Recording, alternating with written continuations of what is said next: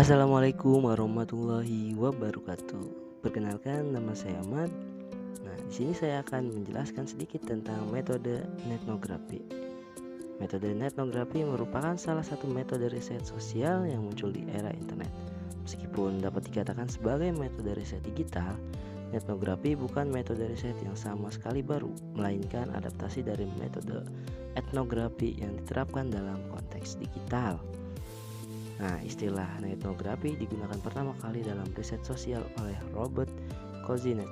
Kozinet meneliti tentang komunitas daring penggemar Star Trek menggunakan metode yang ia sebut dengan etnografi. Istilah itu bisa dipahami sebagai akronim dari Internet Etnografi atau Network Etnografi.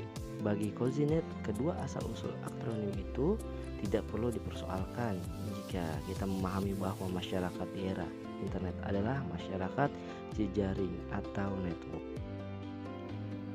Nah, selanjutnya kita masuk ke dalam pengertian etnografi.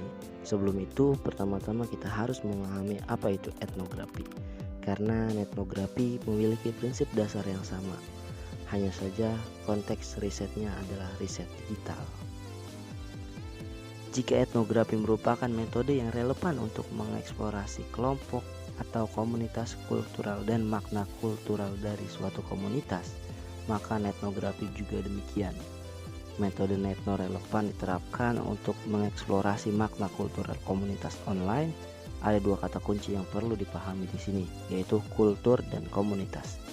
Nah, etno adalah adaptasi metode etno yang mampu mengeksplorasi makna kultural dan suatu kultur sharing dari grup. Meskipun etno mengadopsi prinsip dasar etno, beragam perbedaan dalam teknik melakukan riset perlu diperhatikan.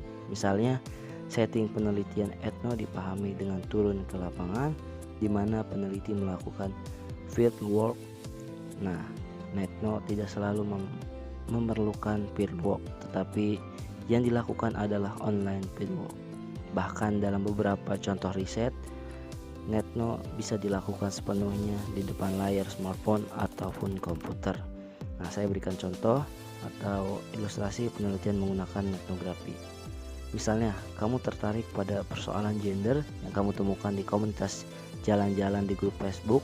Nah, kamu bergabung di dalam grup, berinteraksi dengan para anggota komunitas tentang aktivitas jalan-jalan yang dilakukan oleh para perempuan.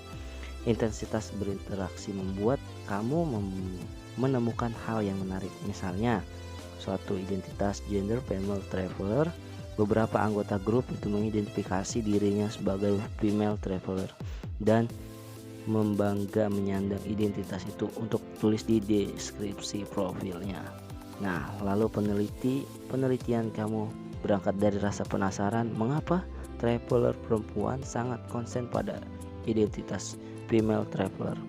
Kita tahu bahwa hampir mustahil menemukan traveler pria yang memasang deskripsi di bio hanya untuk atau sebagai female traveler. Untuk menjawab rasa penasaran itu, kamu perlu melakukan penelitian tentang bagaimana identitas gender dipresentasikan oleh traveler perempuan. Nah, lebih dari itu, juga apa makna traveler bagi mereka. Untuk mengetahui jawaban, yang harus dilakukan adalah mengobservasi identitas online yang berkaitan dengan gender di akun media sosial mereka. Kamu juga tentunya akan mengamati secara mendetail konteks yang mereka posting.